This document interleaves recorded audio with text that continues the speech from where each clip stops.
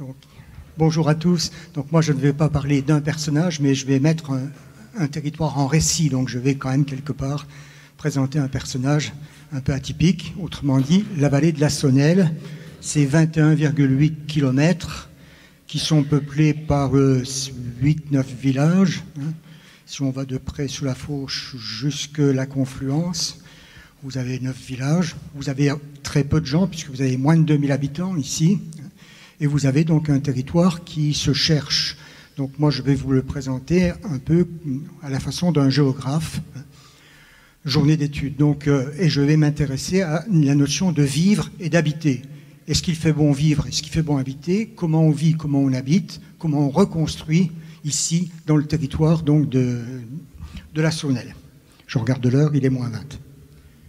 Bien, alors tout d'abord, habiter, qu'est-ce que c'est? Habiter, c'est l'acte de résider, bien entendu, d'avoir sa maison, son toit, mais c'est aussi l'acte de circuler, de vivre.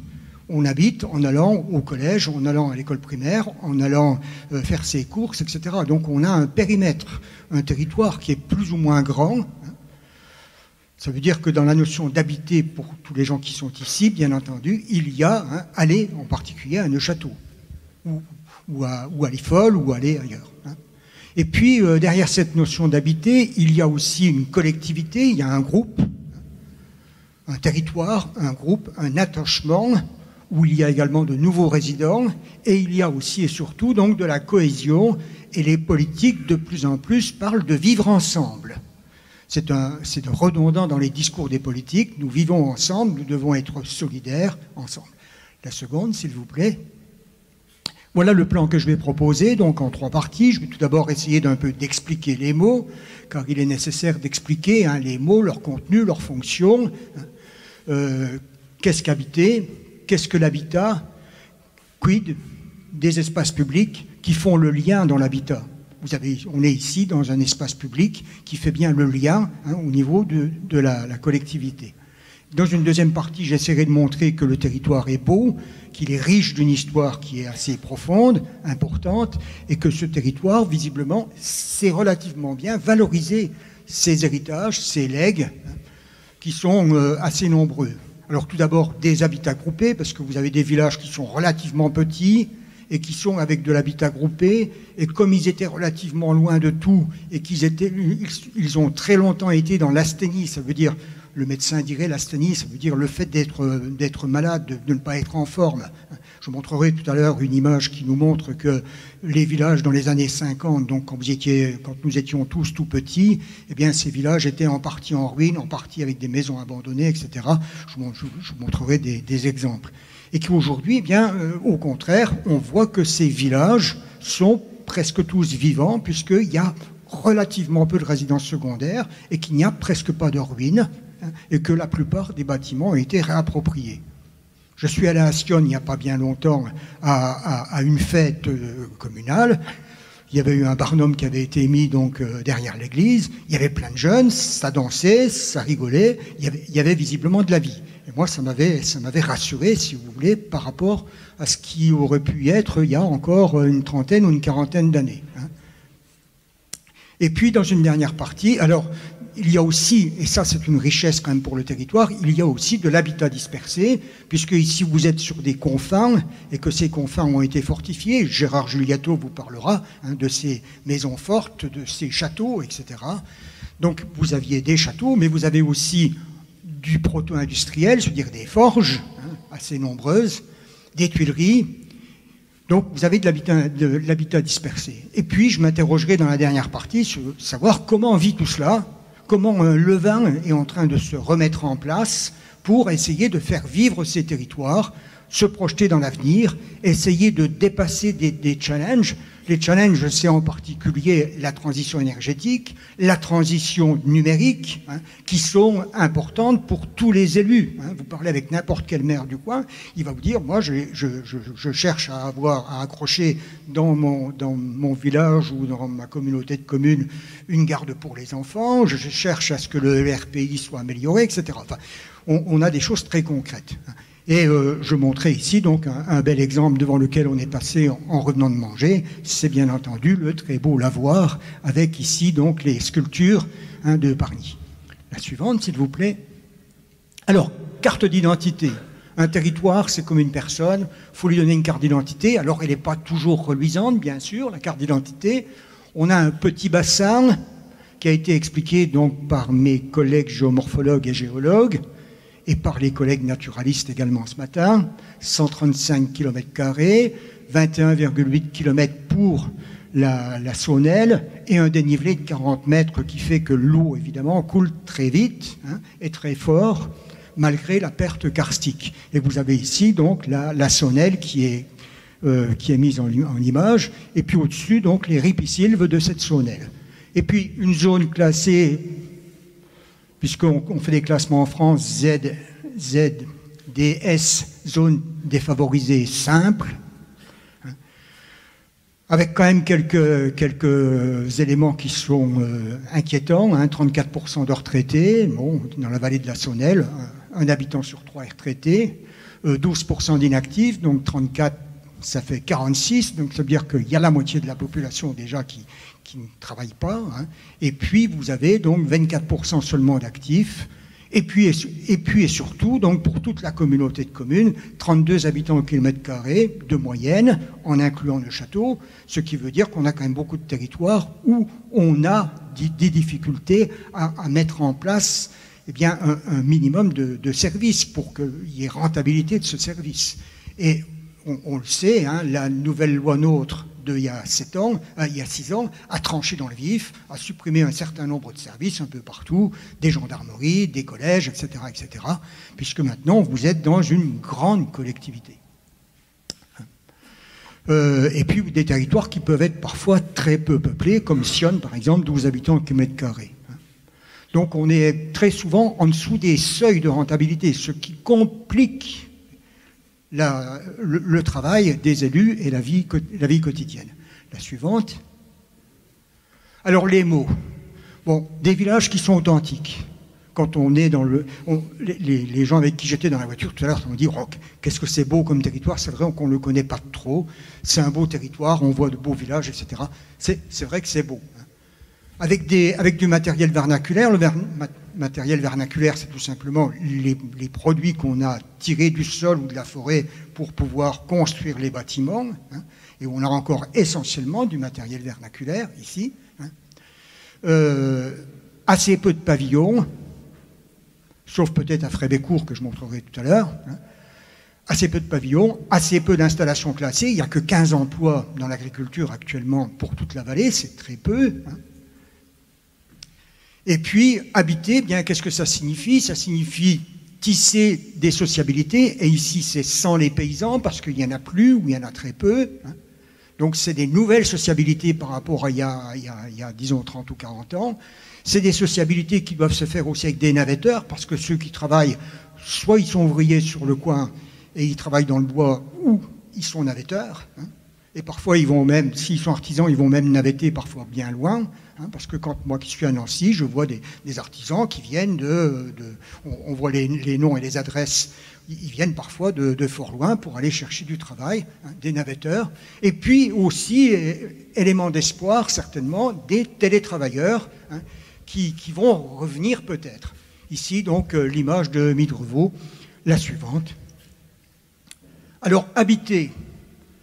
J'ai essayé de donner ici 3 définitions. L'une d'un géographe qui s'appelle Dardel, que j'aime beaucoup, qui travaillait dans les années 50 du siècle précédent, et qui nous dit « l'habiter, ce n'est pas du logement, c'est un mode de connaissance du monde et aussi un type de relation à l'affectif. On a tous des relations à l'affectif avec notre habité, avec par exemple notre cuisine, avec le banc qui est devant notre maison, etc. etc. » Pas bien loin d'ici, à Nonville, vous avez une fête du paysage qui s'est faite il y a une vingtaine d'années, et le photographe Claire Arthur interrogeait les gens du coin et leur disait « Je voudrais prendre 2 photos de vous, une dans votre maison et une dans le lieu que vous aimez le plus. » Et souvent, les gens, en effet, se faisaient photographier soit dans leur cuisine, soit sur leur pas de porte, sur leur banc.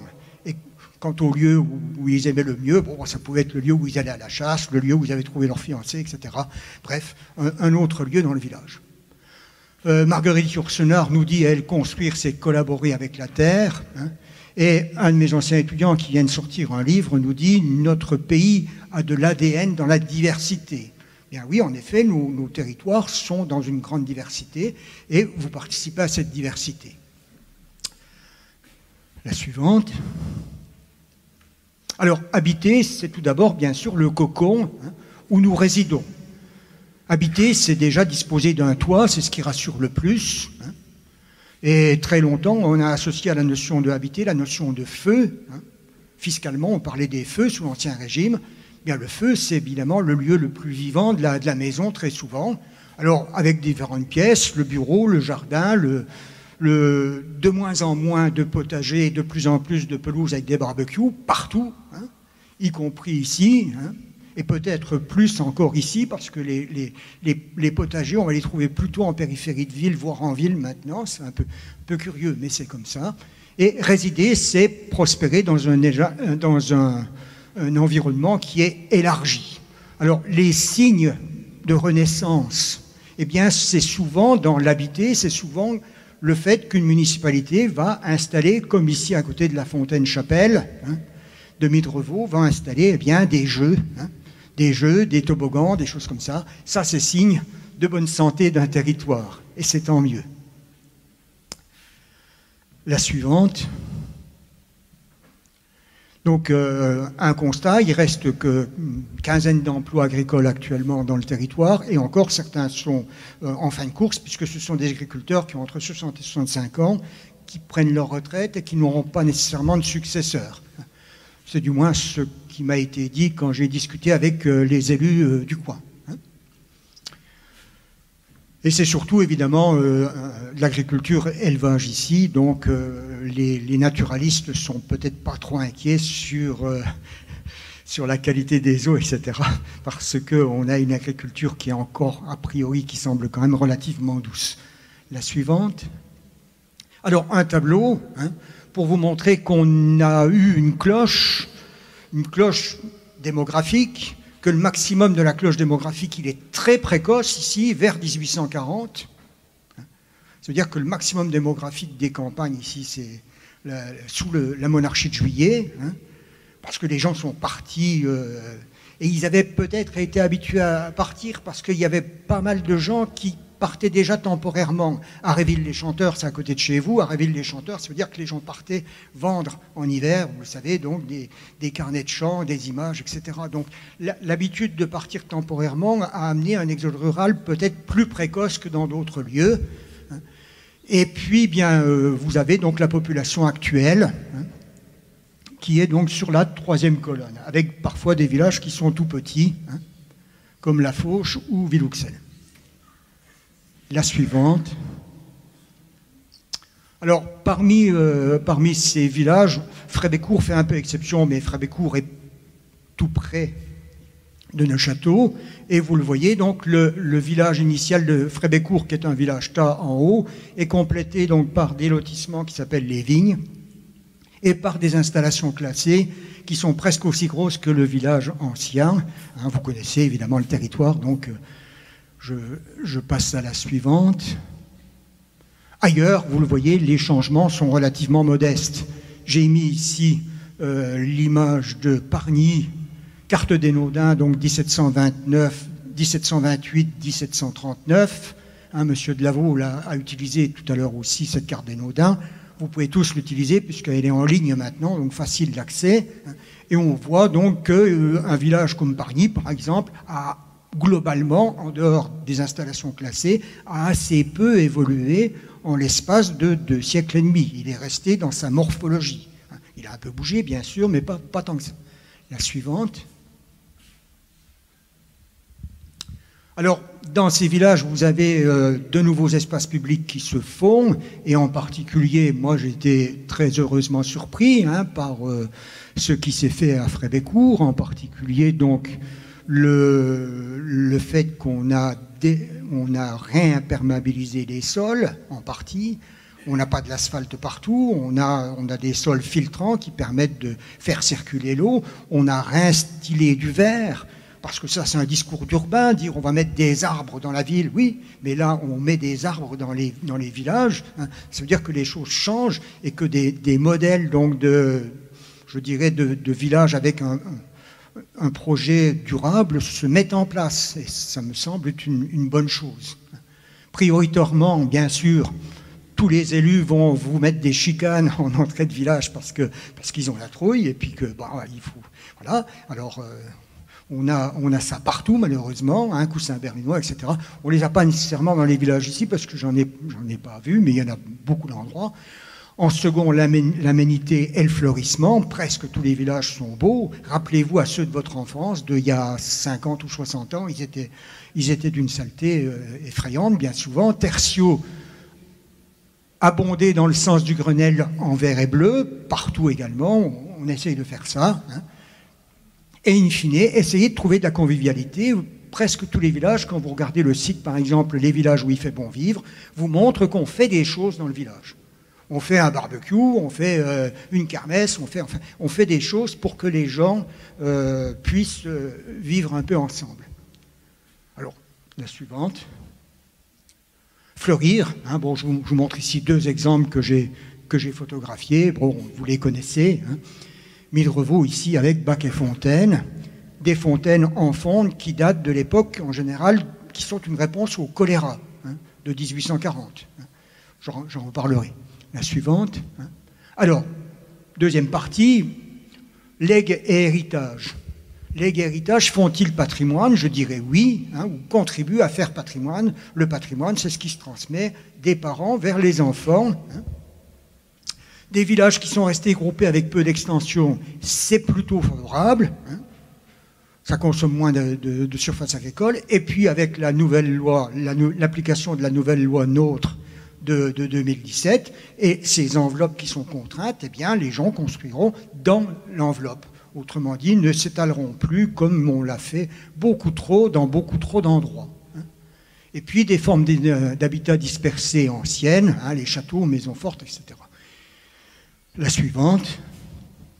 Voilà ici, par exemple, le village-rue, hein, et village-tas typique, identifié sur la carte des Naudins. Vous avez ici Midrevaux, hein, avec la carte des Naudins, avec le cadastre et avec Google Earth. Hein. On voit qu'il y a une certaine continuité et un certain cadrage et que les choses se ressemblent, hein, entre ces trois territoires, en soulignant que localement, vous avez quand même une très grande chance. La plupart des villages ont gardé les ruisseaux ouverts.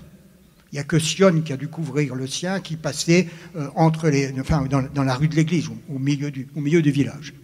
Ailleurs, on a gardé, et ça, c'est pour le XXIe siècle, c'est un très bel avantage. La suivante. Alors voilà, des villages-tas comme Frébécourt, que j'ai déjà montré tout à l'heure, vous voyez, qui ressemblent parfaitement bien au village de la carte des Naudins, qui indique également de façon peut-être pas tout à fait juste, le château de Bourg-les-Monts, hein, parce que la carte des Naudins offre parfois des erreurs dans le détail. On veut grossir en particulier la dimension stratégique des choses, hein, pour faire peur à l'ennemi. Hein. Alors évidemment avec l'étalement que j'ai évoqué là tout à l'heure. La suivante. La suivante, elle rappelle que les élus en 1840 ont été confrontés à quelque chose de terrible, c'est l'épidémie de choléra. L'épidémie de choléra qui va surtout sévir dans ces confins ici de l'ouest des Vosges, de la Haute-Marne, de la Meuse, hein, qui sont malheureusement des départements qui sont classés au hit parade de cette épidémie de choléra, hein, de la monarchie de Juillet. Et les élus n'ont eu comme réponse, et c'est une réponse heureuse, hein, que de demander l'aide, évidemment, des maîtres de forge et de construire des fontaines qui sont extrêmement variées dans leurs formes. J'aime beaucoup celle de Sion qui a une forme comme ceci, avec deux fontaines perpendiculaires l'une à l'autre, presque en face de l'église, ou bien encore cette fontaine ici qui est celle de Pargny et celle de Midrevaux, hein, de très belles fontaines. Alors, on peut inviter les gens du territoire à peut-être à faire un chemin d'initiation, découverte des fontaines et de l'eau, pourquoi pas, ça serait certainement bien. Et puis j'ai mis ici aussi le lavoir de Frébécourt. La suivante. Alors voilà ce qu'il en est de la situation au moment justement de la crise colérique que j'ai évoquée. Vous voyez que vos villages ici sont archi-plans, avec beaucoup de pauvres évidemment, avec beaucoup de peu d'efforts sanitaires, et il y aura une grande mortalité. Vous voyez que... Alors j'ai mis une interrogation parce que j'ai trouvé que les censitaires, les électeurs de Frébécourt étaient aussi nombreux que les ménages. Je pense que j'ai dû me tromper et j'ai pas réussi à retrouver où était l'erreur, parce que vous le constatez, s'il y a eu exode rural, c'est parce que les gens étaient pauvres. Et un des critères pour savoir si les gens étaient pauvres, c'est de savoir s'ils étaient électeurs. Électeurs censitaires, ça veut dire payant l'impôt. Seuls ceux qui payaient l'impôt étaient évidemment électeurs. Et vous voyez que, par exemple, à Pargny, on a 150 ménages, on n'a que 47 électeurs, c'est-à-dire 1 sur 3. Alors que le cens a déjà baissé. C'est-à-dire qu'avant, il y en avait encore moins. Donc on constate qu'on a des villages qui sont relativement pauvres, des villages où il y a également beaucoup d'entassements, puisqu'on a souvent un ménage et demi par maison. On a un ménage et demi, 2 villages par maison. La suivante. Alors, on a aussi, bien entendu, sur ces confins, quantité de châteaux. Monsieur Juliato va en parler, je ne fais que le rappeler ici. Des châteaux, donc, comme Bourg-les-Monts ou comme la Fauche, et puis des fortifications, comme les fortifications de Serré-de-Rivière, qui sont en deuxième plan de défense par rapport à la ligne qui fait tout le Épinal, Belfort. La suivante. Alors, je m'attacherai un petit peu à Roreté parce que je connais bien le lieu. Bon, vous avez ici une maison forte. L'inventaire de la maison est connu par un aveu, ça veut dire par un descriptif, qui est celui donc de Claude Dessalles. Claude Dessalles est maréchal de Lorraine au début du XVIIIe siècle, maréchal des Lorraines de Léopold, et vous avez donc ici grange, grenier, etc. Ce site de Roreté a été, vous le savez aussi, une ferme expérimentale. À l'aube du XIXe siècle, on y élevait des mérinos, on y élevait des porcs de grande race, etc., etc. Alors vous avez toutes les 3 images. Vous avez Roreté sur Naudin, vous avez Roreté avec sa piscine aujourd'hui. Le propriétaire n'a pas l'eau, il a un système d'eau qui est spécifique à lui. Et puis le château, le Roreté, donc sur son éperon, puisqu'il domine ici le ruisseau. La suivante. Alors, on a des forges proto-industrielles qui sont nombreuses dans le coin. Alors, où va-t-on chercher le fer? On s'est posé la question, tout à l'heure, on rediscutait de ça. Certainement des nodules de fer fort donc, sur les plateaux, mais également du minerai de fer qu'on va chercher dans le massif de Darney, puisqu'on a des documents d'archives qui plaident dans ce sens-là. Mais ce n'est pas mon sujet d'aujourd'hui. Mon sujet d'aujourd'hui, c'est de rappeler donc qu'il y a ces moulins, ces fourneaux un peu partout, en particulier à Liffol-le-Petit, avec ici la perte de la Saunelle, qui est marquée ruisseau dans les terres. Le ruisseau qui s'enfonce dans les terres et qui ressort après, ou bien encore ici la digue étang de Sionne. La suivante. Eh bien voilà Sionne ici avec... Donc j'ai fait un montage pour montrer donc les différents étangs qui permettaient de faire fonctionner les moulins et les forges. Et puis donc vous avez ici l'image aérienne de la forge et un cliché qui présente la même forge. Alors je ne me suis pas avancé parce que c'était marqué que c'était interdit d'accéder, donc je n'ai pas osé y aller. Mais voilà, donc on a une image un peu lointaine. La suivante. Alors, voilà la deuxième forge de Sionne. J'ai indiqué les statistiques à la veille de l'effondrement de ce système. À Sion même, on a les forges Muel où il y a 60 ouvriers, ça produit 2000 tonnes par an. C'est peanuts par rapport à ce qu'on fait aujourd'hui, mais c'est important pour l'époque. Et puis l'autre forge, donc ce bâtiment, c'est 15 ouvriers. C'est le fameux martinet, le moulin, ce qu'on appelle le moulin de Sion. La suivante. Alors on a aussi des fermes isolées, quelques-unes, des fermes à cours fermés, des fermes défensives comme Lavaux, et puis la tuilerie de Frébécourt, qui est au nord de Frébécourt. La suivante. Et encore, on a d'autres habitats qui aujourd'hui sont gommés, donc vous en parlerez beaucoup demain. Vous avez ici l'abbaye, telle qu'elle est présentée chez Naudin, avec les différents chapelets d'étangs, puisque cette abbaye a eu un haut fourneau jusqu'en 1706, si mes souvenirs sont bons. Et puis, vous avez également d'autres habitats, comme au nord de Sion, et vous avez ici le tracé de la frontière Lorraine-France, et vous avez donc quelques habitats qui sont sur la vallée qu'on appelle la vallée des enfants, la combe des enfants. Ça correspond au territoire où Dominique, tout à l'heure, ce matin, a parlé de Grèze, de Grèze-Lité. On est au même endroit. La suivante. Alors, quelle est l'actualité de ce territoire ? Qu'est-ce qu'on va faire de tout cela après avoir défini l'habité et après avoir vu qu'il y a du patrimoine? Qu'est-ce qu'on fait aujourd'hui? Parce que les gens vivent, travaillent, prospèrent et essayent de créer de la richesse. Bien, aujourd'hui, si on veut avancer, il faut tout d'abord avancer dans la transition énergétique, dans la transition numérique. C'est loin d'être simple. Visiblement, au niveau du numérique, ça a l'air d'avoir avancé, c'est bien. Profiter aussi peut-être du glissement des pénalités, parce qu'il y a 40 ans, on disait, vous nous intéressez pas, c'est des territoires qu'on laissait de côté. Aujourd'hui, on n'a plus la même grille de critères, donc on voit ces nouveaux territoires en particulier qui peuvent renaître parce que les critères sont différents. Les critères ne sont plus l'attractivité, la compétitivité, les critères, ça peut être, j'ai fait une école de commerce, mais en fait, j'ai envie de devenir ébéniste. Voilà le genre de profil qu'on trouve de plus en plus. Donc, eh bien, si on a ce type de modèle, on a évidemment un changement de société et on a une redistribution des gens qui est possible. J'étais chef éducateur dans une grande entreprise, je veux devenir jardinier. J'ai un copain qui a fait ça. Bon, voilà. Donc, on a quand même sur la marche pas mal de choses comme ça. Le Covid a également fait changer les choses. Ce qui veut dire que l'hyper-ruralité, c'est un terme qui avait été employé par un sénateur de Lozère, n'est plus rédhibitoire. Et ça, c'est bien. Des publics, donc, de nouveaux publics peuvent s'installer, des primo-accédants, parce que le prix du mètre carré ici, c'est quand même que 600 € le mètre carré.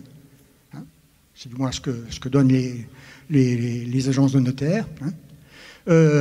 Plutôt avec des racines sur place, des télétravailleurs, des auto-entrepreneurs, des retraités, et puis il faut être honnête, il y a aussi des pauvres et des cas sociaux qui peuvent venir, qui peuvent peupler les campagnes en difficulté.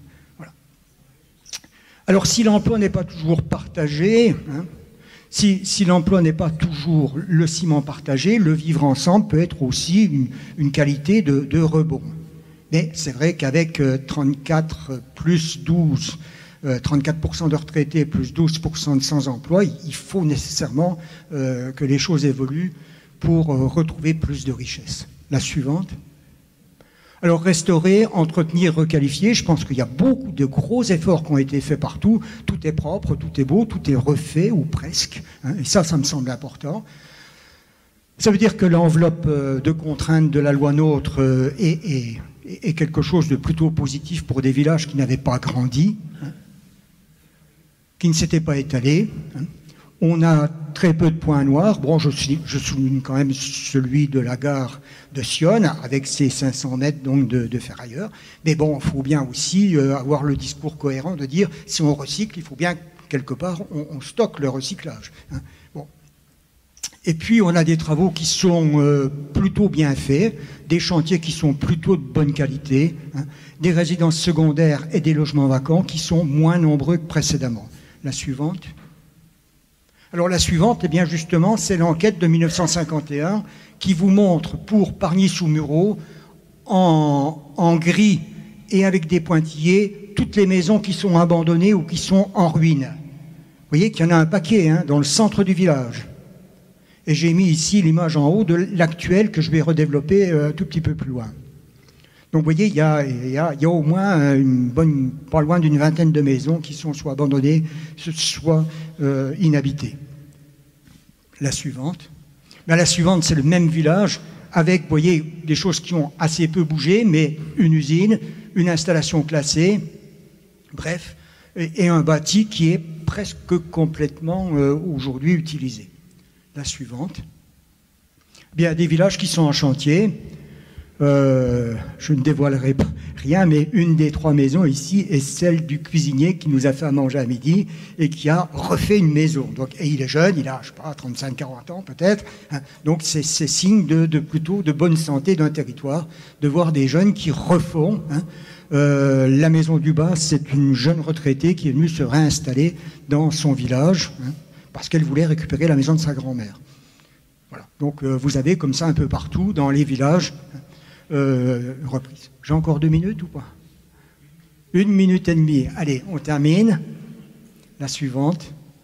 On a des toitures qui sont en bonne santé. Quand on regarde de l'extérieur les villages, c'est plutôt un signe de très bonne santé. Hein. Et on voit que même les petites maisons ont été très largement réutilisées. La suivante. On a des grandes ou des petites maisons qui ont été utilisées. Alors les petites, elles ont en général preneur, mais les très grandes, les fermes de laboureurs, c'est difficile. Visiblement, ici, elles semblent utilisées. C'est bien. La suivante.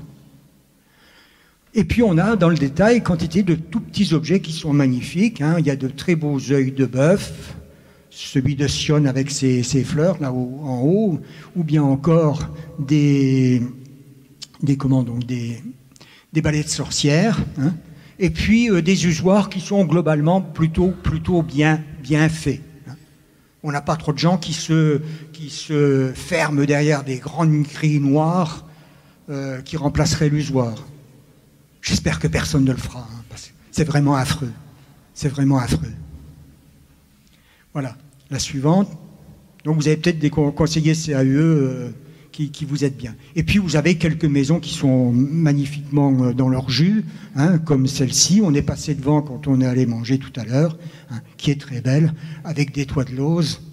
Alors là, je me suis permis de mettre la maison, mais je ne mettrai pas dans les publications, c'est simplement pour l'exposé oral. Je respecte l'intimité des gens. La suivante. Voilà ce qu'il en est aujourd'hui, hein, du bâti. Vous voyez qu'il y a peu de logements vacants, peu de résidences secondaires, beaucoup de résidences principales. Hein. Donc on a des villages qui sont globalement vivants. Voilà. Si on compare avec la statistique de 54, vous voyez que c'était très très différent. La suivante. Donc soigner des espaces publics participe bien entendu à cette vie. Hein. Alors dans les villages, la trilogie classique, église, monument aux morts, mairie, n'a plus trop de sens aujourd'hui parce que ce sont des lieux qui sont de moins en moins fréquentés. Hein. Mais on a d'autres lieux qui naissent. Et je vous rappelle qu'ici, vous êtes dans une paroisse qui aujourd'hui est gigantesque, un prêtre de diacre pour 19 000 habitants avec 55 églises et chapelles à gérer. Le pauvre homme. Il est peut-être dans la salle, non? Non. Ah bien, il n'y en a plus. Je suis désolé. Alors, il n'y a pas longtemps. Oui, donc, je suis excusé, 1er septembre. Je suis excusé, d'accord. Donc, les maîtres mots, aujourd'hui, c'est emploi, couverture sanitaire, crainte du désert médical, organisation du RPI, hein, suivi de la petite enfance, etc., hein. Et il y a aussi, évidemment, vulnérabilité énergétique, puisque tout le monde a 2 voitures et parfois on a des maisons qui sont quand même mal isolées. Donc il faut acter tout cela, hein, pour aller plus loin. Avec, j'ai plus le temps d'en parler, avec en particulier donc l'idée peut-être collectivement de faire un diagnostic donc, pour mettre du solaire. La suivante. On a fini, ou presque. Un beau patrimoine lié à l'eau, des ruisseaux qui passent dans les villages, c'est quand même très beau, c'est pas si courant que ça. Une fontaine-chapelle ici, ça c'est hors du commun, bien entendu. La suivante. Et puis même un très beau égayoir ici à Midrevaux avec 2 bâtiments. C'est peut-être presque le contre-exemple avec deux bâtiments qui sont derrière. La suivante.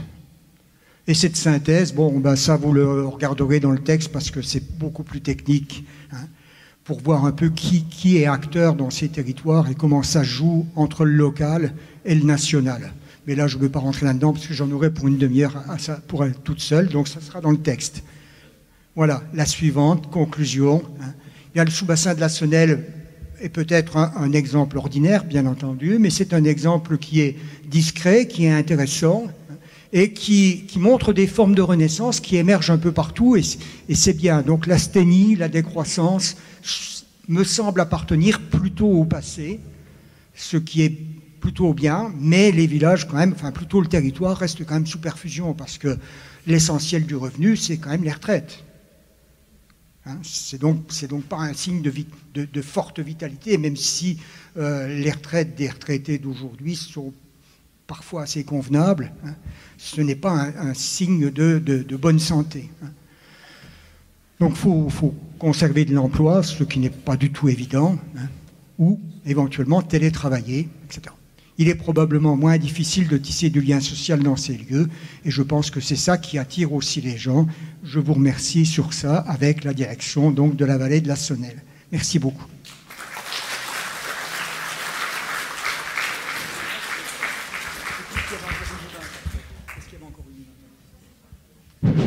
Donc, merci, Monsieur Husson, pour cette intéressante causerie sur le bon vivre dans la vallée de la Sonnelle.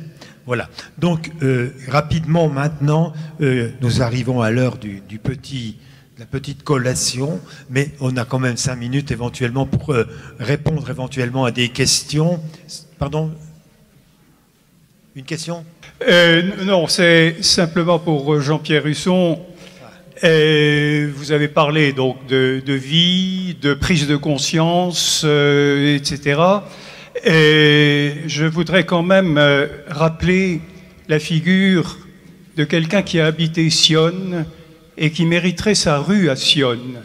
C'est Jean Mougin qui a, par ses publications, par ses revues, par même un livre posthume, magnifique sur cette vallée de la Sonnelle. Juste, Jean-François, c'est oui. Juste dire que c'était le président fondateur de Maison Paysanne des Vosges.